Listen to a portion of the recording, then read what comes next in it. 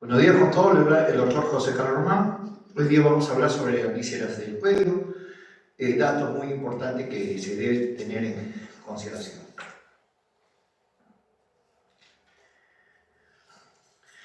En la imagen que estamos viendo en este momento corresponde al sector anterior del cuello y estamos notando prácticamente ciertos detalles anatómicos muy importantes a tener en consideración.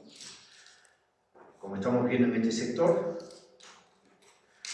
tenemos específicamente la prominencia laringea del cartílago tiroides. Esta zona corresponde al área del cartílago tiroides. La segunda prominencia corresponde al cricoides, ¿no? Este sector que estoy mencionando pertenece a la laringe. Y todo el sector de la laringe está siendo inervado por el nervio neumogástrico vago o décimo par craneal. O décimo par craneal. ¿Ok? Me refiero específicamente a la estructura de la laringe, no a la piel que estoy señalando. Lo que estoy indicando es que dentro de esta estructura encontramos el cartílago tiroides, donde se encuentran las cuerdas vocales falsas y verdaderas. Internamente también encontramos el cartílago cricoide, todo este sector de la parte de la musculatura y la mucosa de la laringe está siendo inervada por el décimo par craneal o nervio neumogástrico vago. ¿Okay? Abajo tenemos la zona de la contobrea yugular, el relieve del músculo externo claviomastoideo que se ve a través de la piel, ¿no? El relieve anterior del músculo trapecio, detalles que ya hemos visto con anterioridad. Asimismo, ya en la verdadera disección, estamos notando otros detalles anatómicos muy importantes a tener en consideración, ¿no? Pero ya en la disección, ¿no? Como el borde inferior del cuerpo mandibular, la zona del cartílago tiroides, la zona del músculo cricotiroideo, la zona de la glándula tiroides. Ahora, ¿dónde se encuentra el cartílago cricoide? Se encuentra prácticamente cubierto por el músculo, por este músculo de aquí, por el músculo cricotiroideo y cubierto por el istmo de la glándula tiroides, ¿no? Y más abajo tenemos prácticamente la tráquea cervical propiamente dicho, ¿no? Recuerden muy bien que todo el sector de la laringe está siendo inervado de la laringe, me refiero al cartílago tiroides, al cartílago cricoide que se encuentra por debajo, está siendo inervado por el décimo par craneal. También en esta imagen podemos ver otro detalle muy importante en relación al paquete vasculo-nervioso del cuello, ¿no?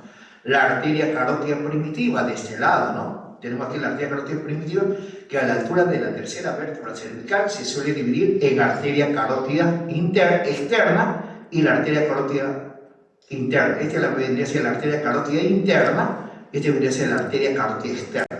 Siempre la arteria carótida externa me va a dar ramas. En cambio, la arteria carótida interna no me va a dar ramas a nivel del cuello. No me va a dar ramas a nivel del cuello. Asimismo, tenemos aquí una pequeña dilatación correspondiente a la arteria carótida interna. ¿Ven? Una dilatación, ¿no? Que prácticamente, en cierta manera, me controla la presión sanguínea, la presión de una sangre arterial que va a subir a la masa encefálica a través de la arteria carótida interna. En cambio, al otro lado tenemos la arteria carótida externa. Esta arteria carótida externa tiene varias ramas. Y una de esas primeras ramas que tenemos en esa arteria carótida externa es la que estamos mostrando aquí, es la arteria tiroidea superior, entre otras, ¿no? La arteria tiroidea superior. La arteria tiroidea superior, la arteria lingual, la arteria facial, la que se ve prácticamente en las disecciones, pertenece prácticamente a la arteria carótida externa. Y esta arteria carótida externa, de este lado derecho de la disección, proviene específicamente del tronco arterial brachiocefálico, ¿no? Entonces, este tronco arterial brachiocefálico, a nivel de la base del cuello, se va a dividir en dos sectores, en arteria carótida primitiva o común y arteria subclavia. ¿Ven?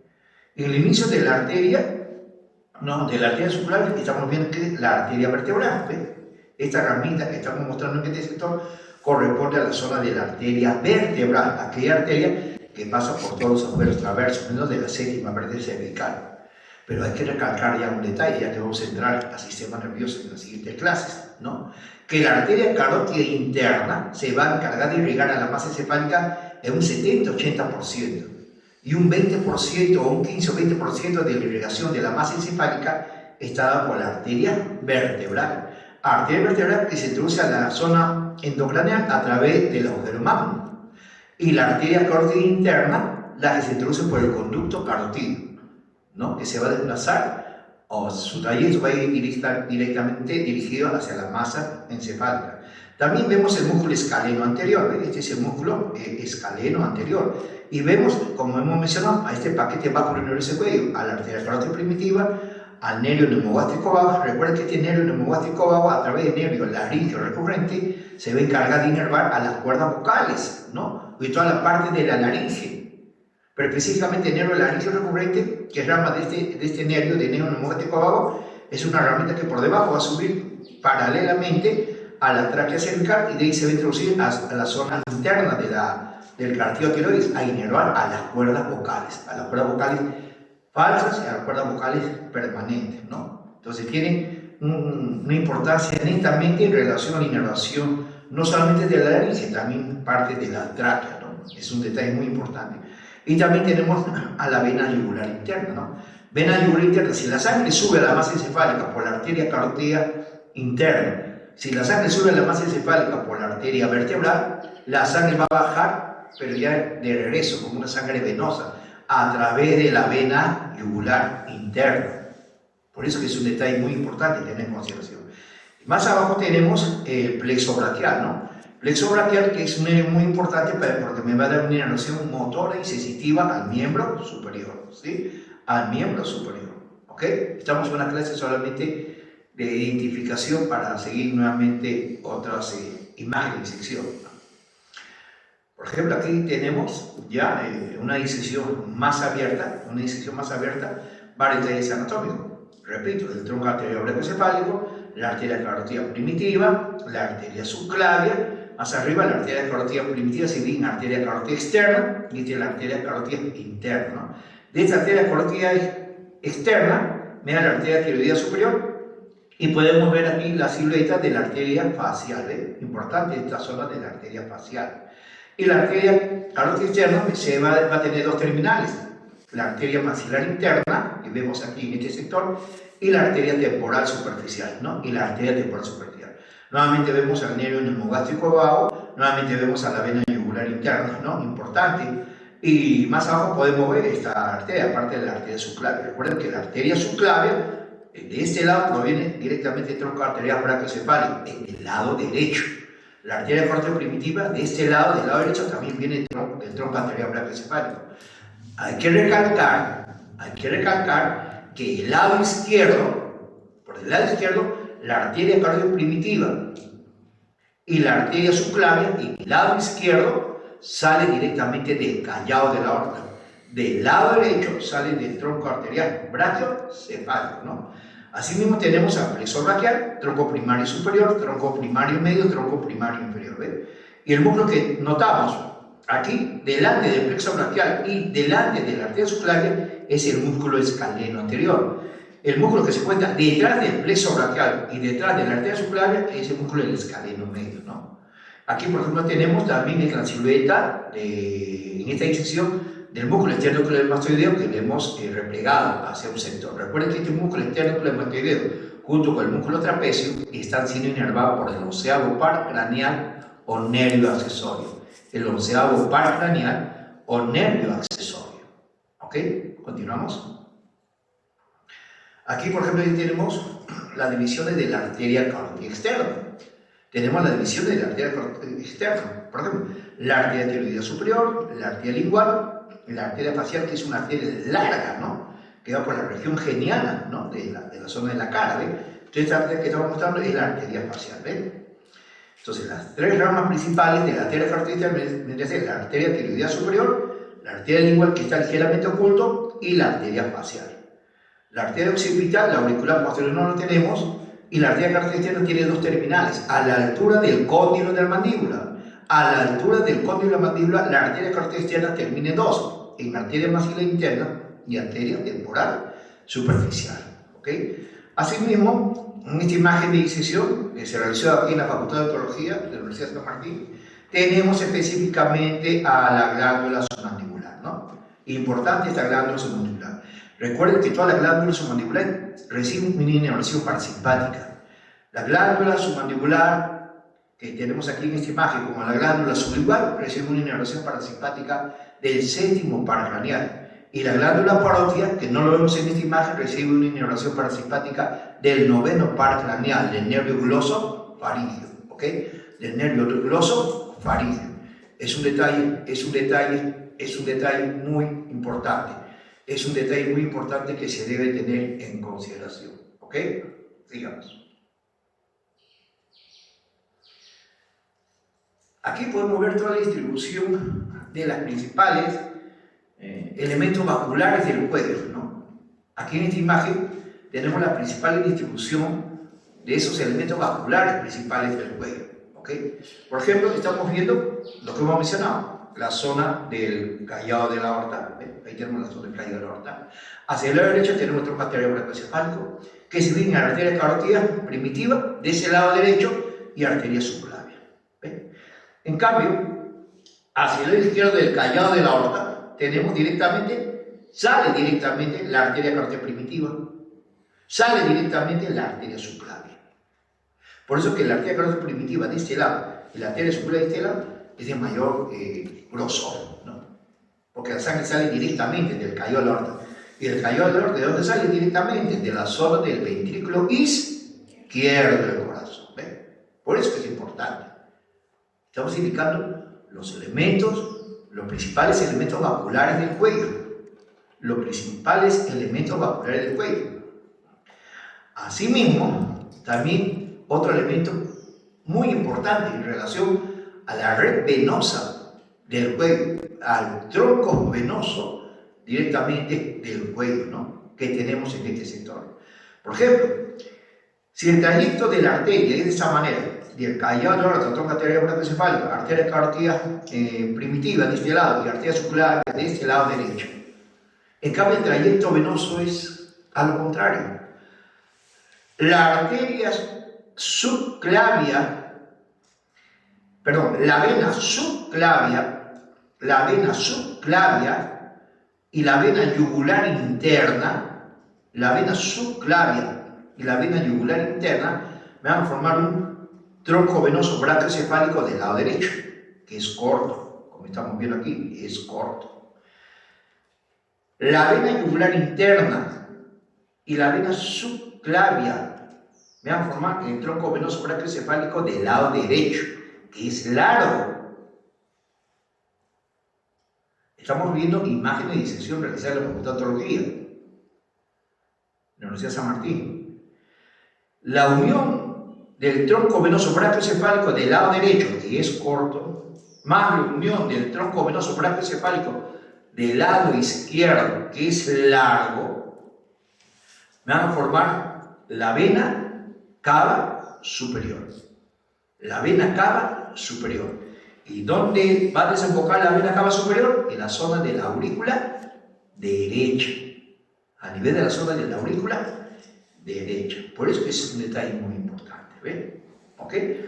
Viendo también otro pequeño más, ahí tenemos, por ejemplo, un músculo infrahioideo, tenemos a la glándula tiroides, tenemos a la arteria carótida, ¿no? Primitivamente tenemos la glándula submandibular de ambos lados, ¿ven? Y tenemos la silueta de la arteria facial, ¿ven? Entonces, se debe comprender esos dos elementos anatómicos en relación al sistema vascular, ¿no? A la arteria carótida primitiva, a la vena subclavia. Arteria carótida primitiva, a la vena subclavia. Cuidado con los orígenes, bastante cuidado con el origen. La clase, por eso le mencioné al comienzo de la clase que es un punto muy, muy importante. Muy, muy importante. Procedemos ahora en la disección de un corte sagital. ¿Okay? Vamos a proceder a la disección de un corte sagital, ¿no? Del sector de la cabeza. Esta imagen de disección también se realizó aquí en la Facultad de Odontología de la Universidad de San Martín. ¿Okay? Aquí, por ejemplo, tenemos estructuras óseas que se deben considerar en este corte de disección y que tenemos en la facultad. Tienen que venir a las tutorías. Tienen que venir a las tutorías. ¿Ok? Y esta imagen también se encuentra en otros videos del curso. En otros videos del curso también se encuentra. ¿Ok? Tenemos estructuras óseas a considerar en esta imagen. Por ejemplo, Tenemos la zona del hueso propio de la nariz, tenemos la zona del hueso frontal, tenemos la zona del hueso etmoides, la zona del cuerpo del esfenoides, junto con su seno del esfenoides, tenemos la porción basilar del hueso occipital, tenemos aquí la escama del hueso occipital, con su fosa cerebral y su fosa cerebrosa. Fosa cerebral y fosa cerebrosa. Cosa que vamos a ver la siguiente semana, cuando estamos empezando la parte del sistema nervioso. ¿Sí? También vemos en este corte sagital estos elementos anatómicos, ¿no? El arco anterior del atlas, el arco posterior del atlas, vemos el axis con su apófisis odontoides, ¿ves? Vemos el axis con su apófisis odontoides, ¿ves? Tenemos los cuerpos vertebrales, tenemos la zona de las apófisis espinosas, ¿no? Detalles muy importantes tener en consideración y ciertos puntos anatómicos muy importantes tener en consideración, ciertos detalles anatómicos que debemos tener muy importante en consideración, es estas estructuras que estamos viendo aquí. Y tema que se ya le he dejado a ustedes para que también deben ir repasando. Por ejemplo, tenemos a la fosa palatina y maxilar, a la lámina horizontal del hueso palatino, ¿ves? También veo parte aquí, parte del cuerpo de la mandíbula. Acá tenemos una pequeña porción que corresponde al hueso hyoides. Y estas imágenes acá, le hemos puesto otro color porque corresponden a la zona de la fosa nasal, ¿no? El coronete superior, el coronete medio y el coronete inferior, con sus espacios que suelen denominarse meatos, ¿no? Meatos, ¿ya? Repito, hueso propio nariz, parte del escama del hueso frontal, de la área de la lámina clivosa del etmoide, pertenece al hueso etmoides, parte del hueso esfenoide con sus senos, apófisis basilar del hueso occipital, el arco anterior del atlas, el arco posterior del atlas, detrás del arco anterior del atlas, la fosa odontoide del axis, ¿no? La escama del hueso occipital, los demás cuerpos vertebrales, el área de los discos, ¿no? Intervertebrales, el área de la apófisis espinosa, de esa vértebra que estamos mencionando. Tenemos a la parte anterior, nuevamente, repitiendo porque es muy importante, muy importante a lo que estamos mencionando. Tenemos el área de la apófisis palatino maxilar y la lámina horizontal del hueso palatino, ¿ve? Más abajo tenemos la sombra o la imagen que corresponde específicamente al cuerpo de la mandíbula y a la zona del hueso hyoides, cosa que le estamos notando aquí. Y está quedando registrada en este video todas las estructuras anatómicas que hemos mencionado, ¿no? Todas las estructuras anatómicas que hemos mencionado, ¿ok? Por eso que es un punto muy importante tener en consideración, ¿ok? Seguimos. También tenemos estructuras blandas en este corte sagital. Esperamos que en la práctica propiamente dicha tenemos que reconocer cada uno de esos elementos. Tenemos que reconocer cada uno de esos elementos. Y eso hemos insistido bastante durante las prácticas, ¿ok? Tenemos tejido blanco considerable. Por ejemplo, tenemos lo siguiente, ¿no?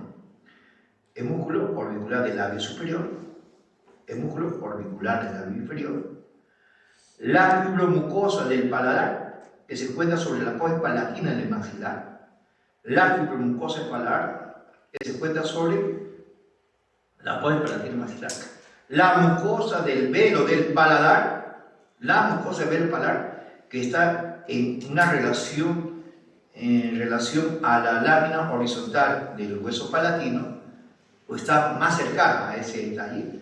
Tenemos específicamente a la zona del velo del paladar. El velo del paladar son un conjunto de elementos de tejidos blandos.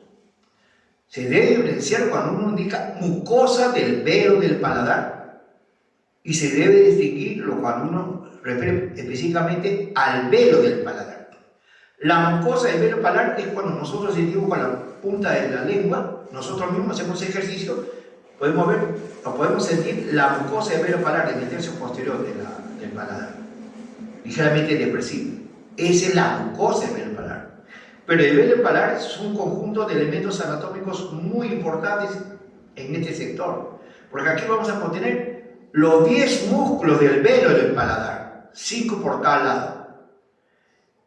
área del peristapilino externo, área del peristapilino interno, área del músculo palato-estapilino, los pilares anterior y posterior, que ya lo vamos a mencionar. Es un conjunto de elementos de tejido blando que se encuentran en el velo del paladar, los músculos del velo del paladar, la poliurosis del velo del paladar, las capas glandulares del velo del paladar. En cambio, a nivel de la fibromucosa del paladar, que se encuentra directamente en relación con la apoyo palatina y maxilar, no tenemos esos elementos, solamente tenemos fibromucosa, nada más. Por eso que cuando uno se toca con la punta de la lengua, la parte del paladar anterior, se siente un tejido fibroso totalmente adherido al hueso. En cambio, en la parte de atrás ya tenemos una zona depresiva, porque tenemos un conjunto de elementos anatómicos que vienen a ser ese conjunto tejido blando del velo del paladar. Los 5 músculos de cada lado, total son 10 músculos del velo del paladar, capas glandulares, capas poneuróticas, ¿no? Entonces hay que tratar de definir, ¿sí? También es importante reconocer a la mucosa de los 2 tercios anteriores de la lengua. Esta es la mucosa de los 2 tercios anteriores de la lengua. ¿Ven? Se debe definir, porque esta mucosa de los 2 tercios anteriores de la lengua tiene una inervación muy diferente en el tercio posterior de la lengua. La mucosa del tercio posterior de la lengua está siendo inervada por el nervio glosofaríngeo. La mucosa de los 2 tercios anteriores de la lengua está siendo inervada específicamente por el nervio lingual. Y también parte del séptimo par craneal a través del fuera del tímpano para la inervación de las papilas gustativas de la lengua. ¿Ven? Y los músculos de la lengua inervados por el nervio hipogloso. ¿Ven? El nervio hipogloso, ¿no? Importante, o el 12º par craneal, importante ese detalle, ¿no? Aquí, por ejemplo, tenemos parte de la epiglotis, ¿ven? Pero cuidado, la epiglotis, la mucosa de la epiglotis está siendo inervada por el 10º par craneal, el nervio neumático vago, a través de algunos nervios laríngeos, ¿ven?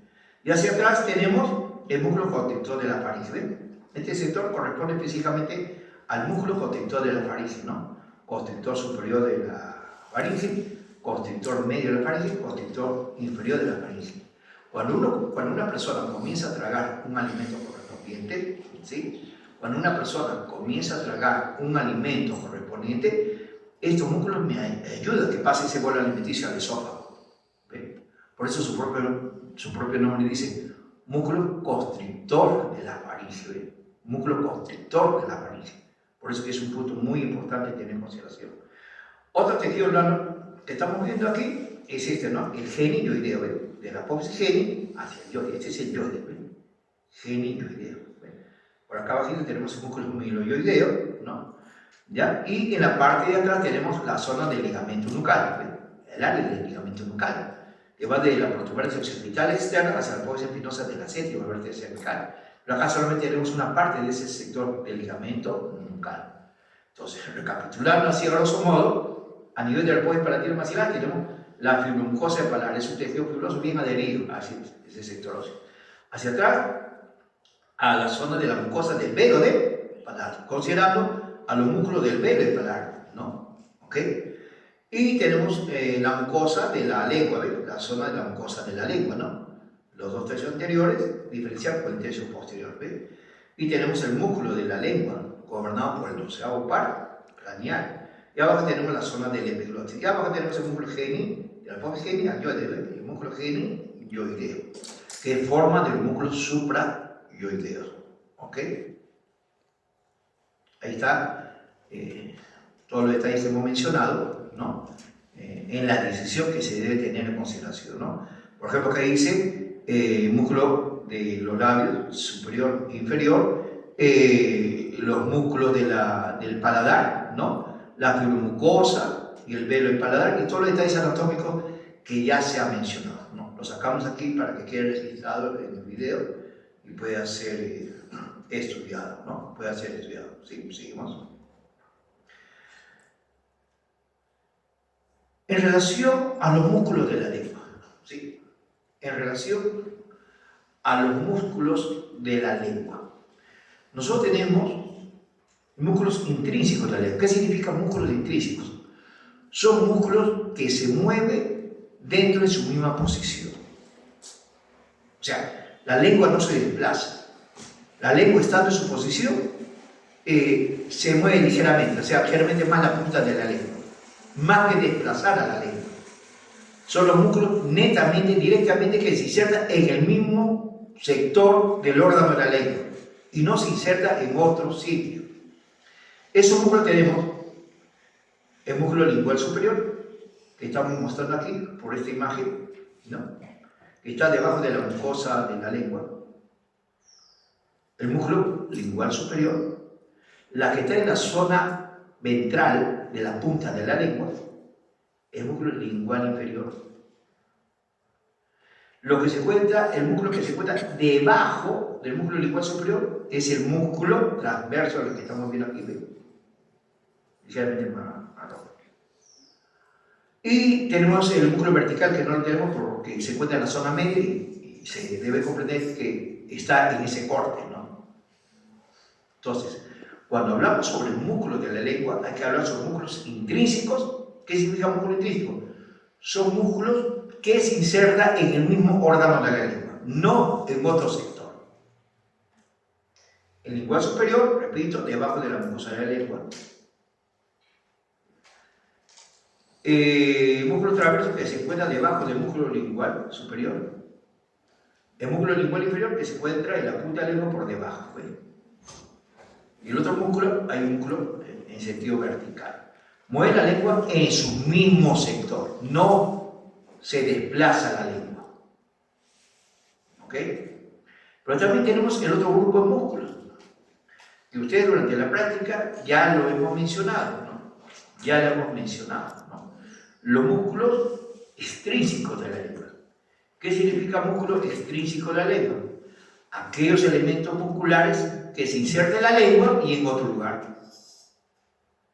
Por ejemplo, acá tenemos el genio gloso, ¿se recuerdan? De la apófisis geni hacia la lengua, ¿sí o no? El genio gloso. ¿Ve? El otro, el diogloso, del hueso yoides hacia la lengua. ¿Ve? El esterogroso, de la apófisis estiloides hacia la lengua. El palatogloso, de la zona del hueso del paladar hacia la lengua. El faringogloso, de la pared lateral de la faringe hacia la lengua. ¿Ven? Si ustedes se dan cuenta, solamente al nombrar la terminología, podemos darnos cuenta que es un músculo extrínseco de la lengua, porque se inserta en otro sector. También tenemos el contragloso y otra serie de elementos musculares. Pero aquí estamos mencionando esos músculos que ustedes hemos estudiado en la práctica. ¿Se recuerdan de las apófisis geni superior y de la apófisis geni inferior? ¿Sí o no? La apófisis geni superior, genio gloso. Apófisis geni hacia la lengua. Estilogloso, de la apófisis estiloides hacia la lengua. El faringogloso, de la parte lateral de la faringe hacia la lengua. El palatogloso, del paladar hacia la lengua. Entonces, aquí estar atento en relación a la terminología, ¿no? Entonces, cuando hablamos sobre el músculo de la lengua, hay que diferenciar que son músculos intrínsecos que se insertan en el mismo lugar, que son estos aquí, el lingual superior, el lingual inferior, el músculo transverso, y los músculos extrínsecos que se insertan en otros lugares. Su propio nombre me está indicando ese detalle. Sea el músculo que fuera, el 95% de estos elementos musculares que estamos mencionando, que se insertan en el órgano de la lengua, están siendo inervados por el nervio hipoglóso mayor. ¿Ok? La mucosa de la lengua, que se encuentra por acá arriba, ¿no? La mucosa de la lengua, que se encuentra aquí por este sitio, la mucosa de la lengua, está siendo inervada por el nervio lingual, rama del quinto, 3. Y nervio cuerda de tímpano para las papilas gustativas de la lengua, en este sector, para también papilas gustativas de la lengua. ¿Ve? Y el nervio glosofaríngeo en el tercio de la mucosa del tercio posterior de la lengua. ¿Ve? Por eso es importante. Por eso es importante. ¿Okay? Le indiqué muy claro, ¿no? Esta clase va a ser muy importante para la siguiente evaluación. Muy importante para la siguiente ablación. ¿Ok? Aquí entonces vamos a hablar de lo que ya hemos mencionado hace un momento, ¿no? Inervación de la mucosa del paladar, inervación de la lengua, que ya lo hemos mencionado, ¿no? Cuando nosotros hablamos sobre inervación de la mucosa del paladar, recuerden un detalle. La mucosa del paladar está dividida en dos. La fibromucosa del paladar, que se encuentra sobre el apoyo palatino maxilar, estoy repitiendo varias veces eso. La mucosa del velo paladar, que se encuentra en relación con el velo del paladar, la mucosa del velo del paladar. En este sector anterior tenemos un agujero, ¿no? El conducto incisivo. Por ahí va a salir el nervio nasopalatino, o nervio del conducto incisivo, o nervio esfenopalatino interno, que me va a dar una inervación sensitiva a la fibromucosa del paladar. A través del agujero palatino posterior, a nivel del agujero palatino posterior, me va a dar una inervación sensitiva a la mucosa del velo del paladar, a través del nervio palatino anterior o nervio palatino mayor. Repito, muy importante. La fibromucosa del paladar, que se encuentra en relación con la apoyo palatino maxilar, está siendo inervada por el nervio nasopalatino, o nervio del conducto incisivo, o nervio esfenopalatino interno. Es lo mismo, cualquiera de esos nervios. Mientras que la mucosa del velo del paladar, estoy hablando sobre la mucosa del velo del paladar, la mucosa del velo del paladar, no estoy hablando del músculo, que es otro tipo de inervación, que lo vamos a ver en la última etapa de la asignatura. Pero yo digo que la mucosa del velo del paladar, la mucosa, está siendo inervada por el nervio palatino anterior o nervio palatino mayor. ¿Okay? En relación a la inervación de la lengua, ya hemos mencionado hace un momento, pero vamos a recalcar de nuevo porque es muy importante. Los músculos de la lengua, en la gran mayoría de los músculos de la lengua, están siendo inervados por el nervio hipogloso mayor o nervio hipogloso, que sale por el conducto hipogloso. Una inervación netamente motora, ¿ves? Una inervación netamente motora en este sector. La mucosa de la lengua de los dos tercios anteriores, nervio lingual, que es rama del quinto 3, que es captar las sensaciones, que me va a captar los estímulos sensitivos, ¿no? Dolor, frío, calor, temperatura. En ese sector de los dos tercios anteriores de la lengua de ese mismo sector, va a ser inervada también ese mismo sector por el séptimo párpado a través del nervio cuerda del tímpano, que me va a dar una inervación a la papila gustativa de la lengua. La mucosa del tercio posterior de la lengua, la zona que corresponde a la amígdala lingual, a la zona posterior de la lengua, está siendo inervada por el nervio glosofaringeo, el noveno par craneal. La mucosa del tercio posterior de la lengua, está siendo inervada por el nervio glosofaringeo, rama que corresponde al noveno par craneal. Y mencionamos como una zona aparte de este tipo de inervación, pero lo mencionamos porque se nota esa estructura. Por ejemplo, tenemos la epiglotitis, esta es la zona del epiglotitis, que está siendo inervada la mucosa por la rama del nervio laríngeo, que son ramas del décimo par craneal. Y esa imagen lo tenemos entonces aquí diseñado, ¿ves? Con la terminología que estamos viendo, ¿no? Con toda la terminología que estamos viendo, ¿ok? Que tenemos las inervaciones que hemos mencionado, ¿no? La fibromucosa del paladar, el velo del paladar, la mucosa de los dos tercios anteriores de la lengua, esta parte del quinto 3 a través del nervio lingual, séptimo par craneal, también esos dos tercios anteriores de la lengua, a través del cuerda del tímpano, que me va a dar una inervación para la papila gustativa de la lengua, y la mucosa del tercio posterior de la lengua, inervada por el nervio glosofaringeo, y los músculos por el doceavo par craneal. Por eso yo le mencioné, ¿no? Que es muy importante de que deberían comprender la anatomía, porque la anatomía es un proceso. Si me salto uno de esos procesos, es bien difícil poder comprenderlo. Tenemos que seguir el proceso. El proceso, ¿ok? Seguimos.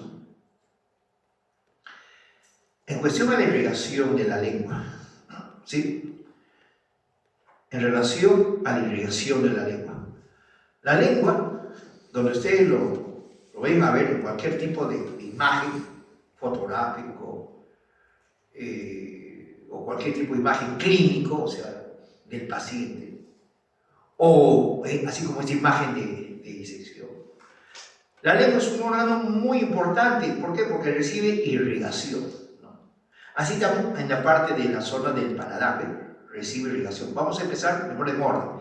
Irrigación a nivel del paladar. Irrigación a nivel del paladar. En este sector nosotros tenemos la mucosa paladar, ¿se recuerdan? En relación con la pospalatina maxilar. Ese sector está siendo irrigado por la arteria esfenopalatina interna. Por la arteria esfenopalatina interna, es este sector, el cursor no me ayuda, aquí. Este sector de la lengua está siendo irrigada por la arteria esfenopalatina interna. Esa arteria que sale por el agujero palatino anterior, ¿recuerdan? ¿Sí? En el tercio posterior del paladar, donde se encuentra el velo del paladar, la mucosa del velo del paladar y los músculos del velo del paladar, está siendo irrigada por la arteria palatina superior o descendente. Arteria palatina superior descendente, o como dice Nether, también arteria palatina mayor. ¿Ok? Pero ahora, en cuestión de la irrigación de la lengua, ¿no? La punta de la lengua está siendo irrigada por la arteria lingual profunda o arteria ranina. El parte del dorso de la lengua está siendo irrigada por la arteria dorsal de la lengua. La base de la lengua, que estamos notando aquí, en la parte inferior de la lengua está siendo irrigada por la arteria sublingual. Y el área del músculo suprayoideo, aquí por ejemplo tenemos el genioideo y algunos músculos suprayoideos del sector, está siendo irrigada por la arteria suprayoidea. Detalle muy importante. Por favor. La arteria lingual que hemos mencionado, la arteria ranina, lingual profunda, punta de la lengua, la arteria dorsal de la lengua, la parte del dorso y posterior de la lengua, la arteria sublingual y la arteria suprayoidea son ramas de la arteria lingual. ¿Y de dónde proviene la rama de la arteria lingual? De la arteria carótida externa. Si retrocedemos la imagen, drásticamente, si retrocedemos la imagen, aquí tenemos eso. Ahí tenemos la arteria tiroidea superior. Esta es la arteria lingual. Y después sigue la arteria facial. De esta arteria lingual me va a dar irrigación a todo este sector de la lengua. Ranina, lingual profunda, dorsal de la lengua, sublingual y la arteria suprayoidea. Entonces aquí queda registrado en esta imagen, ¿no? Queda registrado en esta imagen, ¿no? Los diferentes tipos de irrigación de la zona del paladar y la irrigación del sector de la lengua, ¿ok? Entonces recuerden, señores, que es un punto muy importante que se debe tener en consideración. Todo lo detalles que estoy mencionando ahora es muy importante. Muy importante, no es importante, es muy importante. ¿Ok? Sigamos. Al momento de que ustedes estén estudiando, dividan por sector. Dividan por sector. Y repito, es un proceso. El primer proceso es reconocer la estructura ósea. El segundo proceso es reconocer los agujeros, fisuras, hendiduras. El otro proceso es reconocer qué pasa por esos elementos. Y el otro proceso ya es netamente práctico. Definirlo en la disección, como estamos mencionando. ¿Ok? Si seguimos entonces, acá tenemos otros elementos anatómicos que se deben encontrar en toda disección de corte sagital. Lo vamos a mencionar rápidamente para poderlo indicar un poquito más calmado cada uno de esos detalles, pero lo voy a mencionar señalado. Hemos hablado varias veces de fibromucosa palpar. ¿Se recuerdan? Ese tejido, este de acá, ¿no? Es un tejido netamente fibroso que se encuentra sobre la polipalatina de máxima. Tenemos la mucosa del velo del paladar. Ahí tenemos el velo del paladar, es un conjunto de tejidos blandos, ¿sí o no? ¿Sí? Que solamente estamos estudiando en este caso la mucosa del velo del paladar. Esa mucosa que a través de la punta de la lengua yo puedo tocarlo, ¿no? A través de la punta de la lengua yo puedo tocarlo. ¿Sí? Esa es la mucosa del velo del paladar. El velo paladar es todo este elemento anatómico. Acá se encuentra el peritrapelinio externo o tensor del velo paladar, el área del peritrapelinio interno o elevador del velo del paladar, el área del palato estapilino, ¿no? Y miren estos dos pliegues, por favor, miren estos dos pliegues. Acá yo veo que hay un pliegue hacia adelante y un pliegue hacia atrás, ¿ven? El palato gloso, el palato faríngeo. Se va hacia la lengua y este se va hacia la faringe. Aquí entonces ya hemos completado los 10 músculos del velo del paladar, ¿no? Aquí nosotros ya estamos completando los 10 músculos del velo del paladar. Atento con el velo del paladar. Atento con el velo del paladar. En este sector internamente tenemos un pequeño tejido óseo que se relaciona directa o indirectamente con este velo del paladar. La lámina orbital de hueso paladar, fino. Ligeramente atrás tenemos el velo del paladar, el peritrapelinio externo, tensor del paladar, significa que se tensa. El peritrapelinio interno o elevador del velo paladar significa que se eleva. El palato estafilino, que está en relación con los músculos ácidos de la urna. Y dos pliegues que nacen del velo paladar y se va hacia abajo. Miren, lo que estamos diciendo, ¿ven estos dos pliegues? El palato gloso y el palato faríngeo. Palato gloso, conocido también como pilar anterior. Palato faríngeo, también conocido como pilar posterior. No se olviden de estos dos pilares. No se olviden de estos dos pilares. No se olviden de esos dos pilares. Palato gloso. Palato de palato, gloso de lengua, palato gloso del palato faríngeo. Esta es la zona, aquí en el centro debería estar aquí la zona de la amígdala. ¿Ven? Después tenemos la zona de la faringe. ¿Ven? Este sector, área de la zona de la faringe. Si es de la cavidad nasal, este es el área de la rinofaringe, o faringe alta, o nasofaringe. Si aquí tenemos la cavidad bucal, esta es la zona de la bucofaringe o faringe media, orofaringe. Si aquí tenemos la epiglotis, la parte inferior de la faringe sería la faringe laringea o faringe baja. ¿De dónde va la faringe? Cuidado con las preguntas para la teoría. De la base del cráneo hasta la sexta vértebra cervical. La faringe es un órgano mixto, que mide aproximadamente de 12 a 13 centímetros. Mixto, porque acá se relaciona con ¿qué? Con la fosa nasal. Acá se relaciona con la cavidad bucal. Aquí se relaciona con la laringe. Tiene una relación con la vía respiratoria y tiene una relación con la vía digestiva. ¿Y qué hace el velo paladar aquí?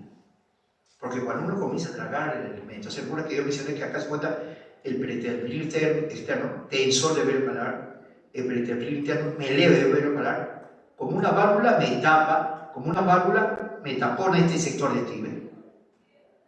Para que el reflujo del alimento no se haga por la fosa nasal.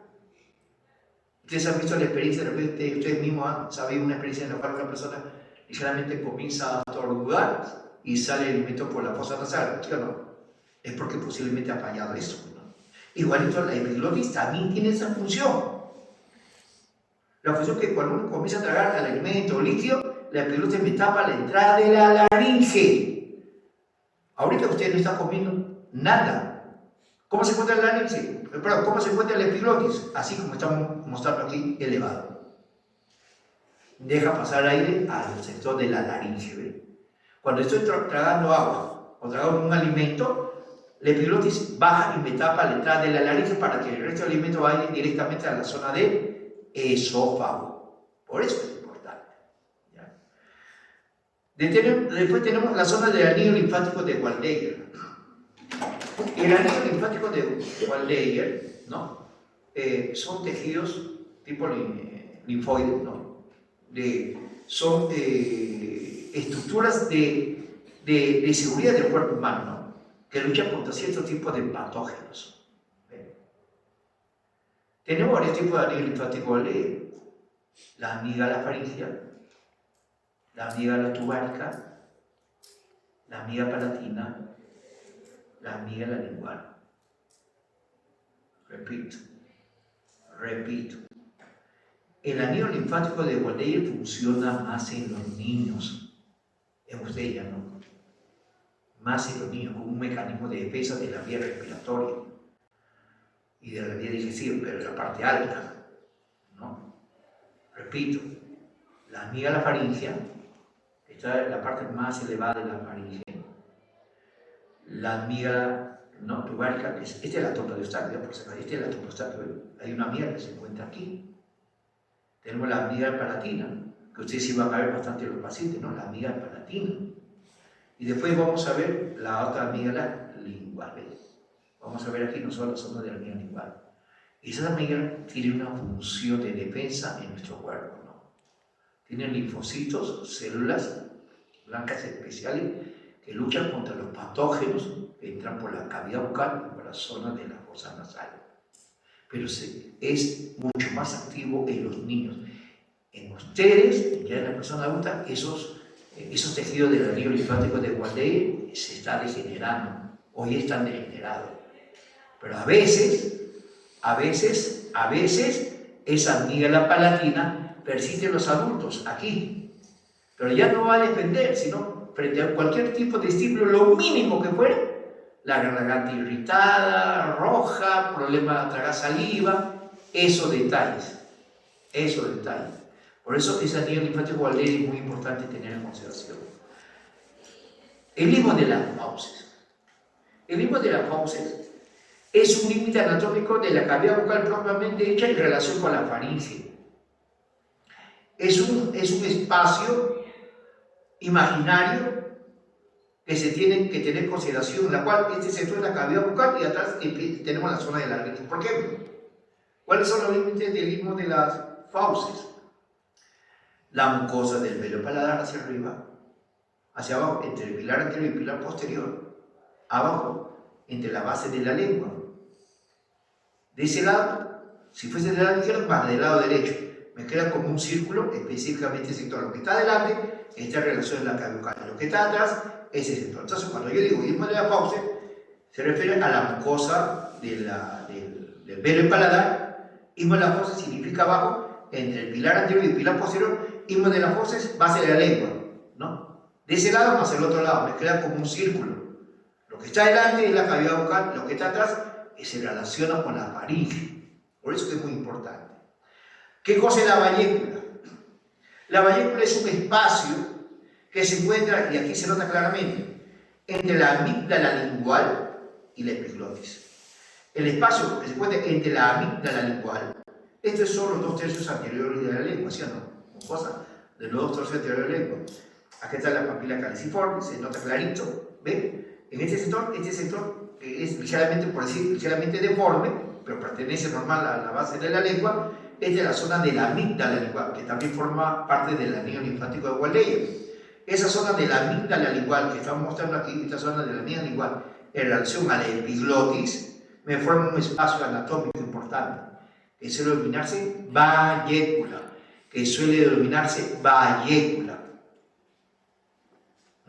Cuidado con eso. También tenemos un detalle, la trompa de Eustaquio, que está aquí, está en relación con la rinofaringe. ¿Ven este pequeño velo? Esa es la zona de trompa de Eustaquio. que es importante para regularizar la presión atmosférica en este sector, y eso se comunica con la zona del oído medio, porque una persona cuando viaja en altura, se le tapona, ¿no? Y ya cuando recupera ya una superficie normal de altura, ya se abre, ¿ve? Y eso se comunica directamente con la zona del oído medio, y eso se pone en la zona de la rinofaringe, ¿ve? Y el músculo constrictor de la faringe es este músculo que estamos mostrando aquí. Su propio nombre está indicando, constrictor, comienza a apretar, por decirlo así, constrictor. Este es el área del músculo constrictor de la faringe. Tenemos constrictor superior, constrictor medio, constrictor inferior. Y más abajo de ese músculo constrictor ya continúa con el esófago. Pero este constrictor de la faringe, su propio nombre, es la pared posterior de la faringe. Ahora sí, espero que me puedan entender ya que hemos hecho una introducción rápida a lo que hemos mencionado. Seguimos. Repito nuevamente, por eso digo, es una clase muy importante. Es una clase muy importante. Fibromucosa del paladar es un tejido fibroso bien adherido a la polipalatina del maxilar. Acá se encuentra la papila incisiva, el rafe negro, las arrugas palatinas. Es un fibromucoso, un tejido fibromucoso totalmente adherido a la polipalatina del maxilar.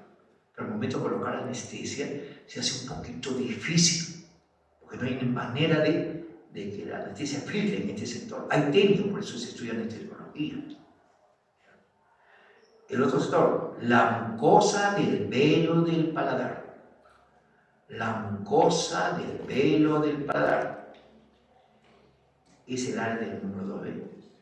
Si en estos momentos usted se toca la punta de la lengua en la parte posterior del paladar, van a ver que aquí esto es depresible, ¿sí o no? Es depresible. ¿Por qué? Porque ahí tenemos un elemento del tejido blando del velo del paladar, ¿ve? Que hemos mencionado aquí. Y 3, el velo del paladar, conjunto de elementos muscular del velo del paladar. Recuerden estos nombres. Recuerden estos nombres: peritafilino externo, detrás, peritafilino interno, detrás, palato estafilino. Hacia abajo, palato gloso. Abajo, palato faríngeo. Palato gloso y palato faríngeo. Esos son los músculos del velo del paladar. Cuidado, que hay dos elementos anatómicos que comparten con los músculos de la lengua. Por ejemplo, en estos mismos pilares. ¿Se recuerdan? Palato gloso, ¿sí o no? Palato faríngeo. De palar a la lengua, de palar a la faringe, ¿sí o no? Son del velo del paladar. Pero cuando yo menciono músculo de la lengua, lo puedo mencionar también de esa manera. Gloso estafilino. Faringo estafilino. Gloso estafilino. Faringo estafilino. Que son las mismas estructuras anatómicas que estamos mencionando, ¿sí? Que son las mismas estructuras anatómicas que estamos mencionando, ¿ok? Que estamos mencionando. Entonces es muy importante tener en consideración. Tener en consideración, ¿ok? Seguimos. En relación al velo y paladar, cuidado. Su propio nombre dice, el músculo peritafilino externo que se encuentra inmediatamente en este sector del velo paladar, la parte anterior del velo paladar, el peritafilino externo, su propio nombre dice, también se lo conoce como tensor de velo paladar. Este velo se tensa. Peritafilino externo es la que se encuentra detrás. También se lo conoce con nombre como elevador del velo del paladar, o sea, se eleva, me cierra esta vía de comunicación con la fosa nasal, de la cavidad bucal con la fosa nasal, cuando uno comienza a tragar alimento, agua, líquido. El palato estafilino está en relación con la zona del sector de la uva. El pilar anterior y el pilar posterior, conocido como palato gloso, palatofaringe. Son los músculos del velo del paladar. ¿Okay? Son los músculos del velo del paladar. ¿Okay? Muy importante. Vallécula. Vallécula. La vallécula es una comunicación o es un espacio que se encuentra entre la amígdala lingual. Voy a repetir un poquito de la lengua para que no se confundan. Acá, por ejemplo, yo veo los 2/3 anteriores de la lengua. ¿Se recuerdan? Este es los 2/3 anteriores de la lengua. Cuando se encuentra la papila caliciforme, acá se nota clarito la papila caliciforme. Hacia atrás, esta es la zona del tercio posterior de la lengua, ¿sí o no? Si habla un poquito de nervio, recordando. Si habla un poquito de nervio, recordando, ¿sí? Si habla un poquito de nervio, recordando, yo digo lo siguiente. Los 2/3 anteriores de la lengua, nervio lingual. Cuando un colega, cuando un autor está puesto una anestesia ocular inferior, a nivel de nervio inferior, sin querer anestesiado a ese nervio lingual. Por eso que este lo sienta adormecido. Pero ese mismo 2/3 anterior de la lengua también está así inervada, porque acá se encuentran las papilas gustativas de la lengua. ¿Ven? Por el séptimo par, el nervio cuerdero, tímpano. Entonces, cuando yo me refiero a la vallécula, se encuentra entre la zona del epiglotis, que está aquí, y la zona de la amígdala lingual. Aquí existen varios pliegues: pliegue gloso epiglótico medio, gloso epiglótico, dos glosos epiglóticos laterales. Gloso epiglótico. Son pliegues que me unen este sector. Pero lo más importante es que la vallécula es un espacio comprendido entre la epiglotis y la amígdala lingual. Es un detalle anatómico muy importante tener en consideración. Es un detalle importante, muy importante tener en consideración. Pilares de la cavidad bucal. Pilares de la cavidad bucal. Nosotros tenemos dos tipos de pilares de la cavidad bucal. El pilar anterior y el pilar posterior, que nacen de la zona del velo del paladar, porque forman parte del músculo del velo del paladar, sino que aquí está cubierto por la mucosa, ¿no? El pilar anterior, palato gloso, el palato faríngeo. Entre el pilar anterior y el pilar posterior se encuentra acá la amígdala palatina. ¿Cuántas veces en el paciente ustedes van a ver la amígdala palatina? ¿Ven? La amígdala palatina. Por eso es un detalle muy importante, ¿sí? Está la leyenda en la cual queda registrado lo que aquí estamos viendo, ¿sí? Ok, sigamos. Entonces aquí nosotros tenemos, estamos colocando un color determinado que me está representando a la amígdala palatina. ¿Sí? Ahí está. El pilar anterior, el pilar posterior. Este es prácticamente, a mí se lo conoce como el área tonsilar. Entonces se encuentra la amígdala palatina. Recuerda que yo mencioné que existe una amígdala faríngea. Ahí está la topa esta que ven. Acá debería haber la amígdala tubárica, la amígdala faríngea, la amígdala tubárica, la amígdala palatina y la zona de la amígdala lingual, que me forman el anillo linfático de Waldeyer. ¿Ok? Me forman parte del anillo linfático de Waldeyer. Istmo de las fauces. Istmo de las fauces. El istmo de las fauces, como hemos mencionado en la primera parte,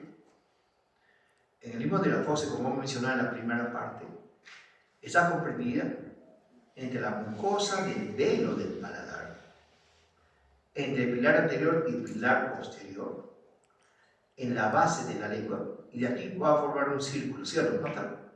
Que lo que está adelante corresponde a la cavidad bucal propiamente dicha, y lo que está atrás corresponde a la zona de la faringe. Ese es el área del istmo de las fauces. Ese es el área del istmo de las fauces. ¿Ok? Zona de la faringe, importantísimo. Zona de la faringe. Anillo linfático de Waldeyer y músculo constrictor de la faringe. Nuevamente voy a repetir. Zona de la faringe. La faringe es un órgano mixto. Todo lo que estoy mostrando aquí corresponde a la faringe, que se encuentra en la parte posterior de la fosa nasal. Y este sector suele denominarse rinofaringe, nasofaringe o faringe alta. La faringe tiene relación con la cavidad bucal, bucofaringe, o faringe media, u orofaringe.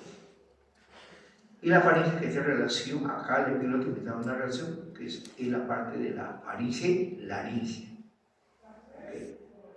Esa es la zona de la faringe. ¿Por qué es importante la rinofaringe? Porque aquí encontramos la tropa D, lo que hemos mencionado aquí, ¿no? La tropa D, aquí en este mapa, aquí, la tropa D. Esta abertura es aproximadamente de 4 o 5 centímetros, que me comunica directamente con la zona del oído medio. Y el diámetro es 1 milímetro aproximadamente, que sirve para regular la presión atmosférica, ¿no?, de este sector con la zona externa. Se encuentra en la rinofaringe. A eso estoy mencionando, a ese sector, ¿no? A ver, sigamos. Entonces aquí está la huella de la faringe, nasofaringe. Yo le mencioné que aquí encontramos el anillo linfático del tejido linfoide. Cuando este tejido linfoide comienza a crecer, ya se vuelve algo patógeno ya. En vez de ayudar, ya me está obstruyendo la vía respiratoria de la fosa nasal, y si sigue creciendo, eso se llama adenoides, y si esto sigue creciendo, me tapa todo este sector de aquí. ¿Y qué hace el paciente? Comienza a respirar por la cavidad bucal. Y si ese paciente, sobre todo sucede en los niños, 9, 10, 11 años, como el proceso del maxilar y la mandíbula está creciendo, sobre todo el proceso maxilar, esas personas en el futuro son respiradores bucales. La arcada dental se vuelve ligeramente triangular, mordida abierta. Cuando sonríe se nota parte de la encía superior, se nota. Se comienza a deformar porque el proceso del hueso de los maxilares está en proceso de crecimiento. Entonces, al obstruirse este sector, el paciente se va a volver a respirar bucal. Y si ese niño llega a su consultorio, llega a un ortodoncista y le hace los diversos tipos de tratamiento, entonces de nada va a servir ese tratamiento, porque el paciente va a seguir siendo un respirador bucal. Podrá corregir el orden de las piezas etarias y cierto detalle, pero nuevamente va a venir el problema. Por eso es que me importa, y esto se soluciona, ¿no?, a través de otra especialidad médica, ¿ok? Entonces tenemos la zona de la rinofaringe principal, porque ahí también tenemos la tropa D, la bucofaringe y la faringe laringe que estamos mostrando. Entonces esa huella es la parte de la faringe. Si sigo avanzando, ahí tenemos la huella de las amígdalas, del anillo linfático de Waldeyer, ¿no? Tejido linfoide, que produce linfocitos, que actúan contra bacterias, elementos patógenos, que entran por la cavidad nasal y por la cavidad bucal. Efectivo en los niños. Nosotros ya no, ya. Más bien, la presencia de una amígdala palatina, que algunas veces no ven en un paciente, se me enrojece la garganta, ¿no?, atrás de la lengua, doctor, tengo algo enrojecido, inflamado, toma agua fría, se le inflama, come cualquier cosita, se le inflama, ¿no?, está en verano, se le inflama, en invierno, a la final, es una molestia. Y esto ya se debe extirpar. Tuvo su función, sí, cuando era niño, pero ya en adulto ya es demasiado sensible. En el adulto es demasiado sensible, ¿ok? La amígdala faríngea también se le conoce con nombre como amígdala Druschka, y la amígdala tubánica también se le suele conocer como amígdala Herlash. ¿Ok? Constrictor de la faringe. Si esta es la parte posterior, escúchenme bien, si esta es la pared posterior de la faringe, escúchenme, si esta es la pared posterior de la faringe, el músculo de que estamos mostrando aquí, la parte posterior constituye el músculo constrictor de la faringe. Constrictor superior, constrictor medio, constrictor inferior de la faringe. Por eso es importante. Ahí está la famosa trompa de Eustaquio.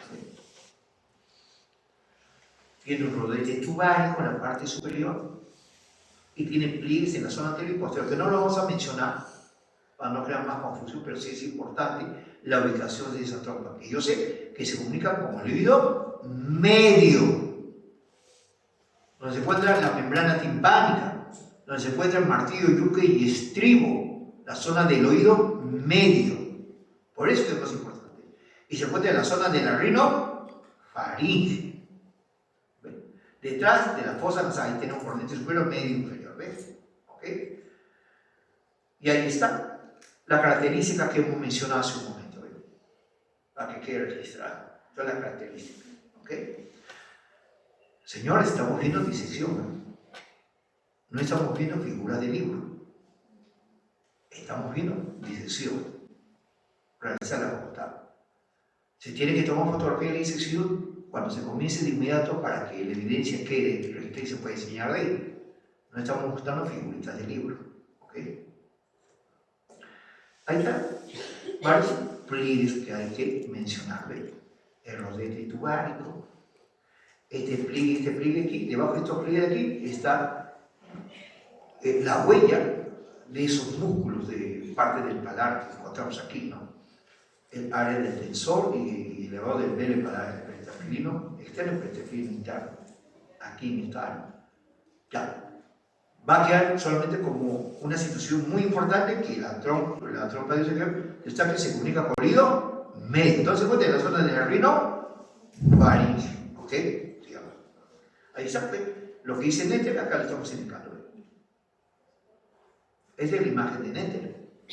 Esta es la imagen que estamos indicando. Ahí tenemos el pilar anterior, el pilar posterior. El pilar anterior, el pilar posterior. La misma palatina, que aquí lo claro. Dibujo soporta todo. Y aquí se encontraría esa misma palatina. Ahí está la voz palatina maxilar, ahí está la voz palatina maxilar. Ahí está el velo de paladar, ahí vemos el velo paladar. Ahí tenemos la trompa estática, ahí tenemos la trompa estática. Ahí tenemos los varios rodetes, ¿no? Ahí tenemos también parte de esos rodetes. Pero lo más importante que ese sector se encuentra en la zona del oído medio. ¿Ok? Lengua. Lengua. Me parece que este asunto de la lengua lo vamos a dejar para la práctica, ¿sí? Para hacerlo más directamente con el grupo correspondiente. ¿Ok? Ya entonces estamos dando por terminado la disertación, la exposición de disección, ¿no? En la clase de anatomía aplicada de cabeza y cuello, año 2025, Universidad San Martín de Porres, Facultad de Odontología, sede Lima. Ya, gracias, nos vemos.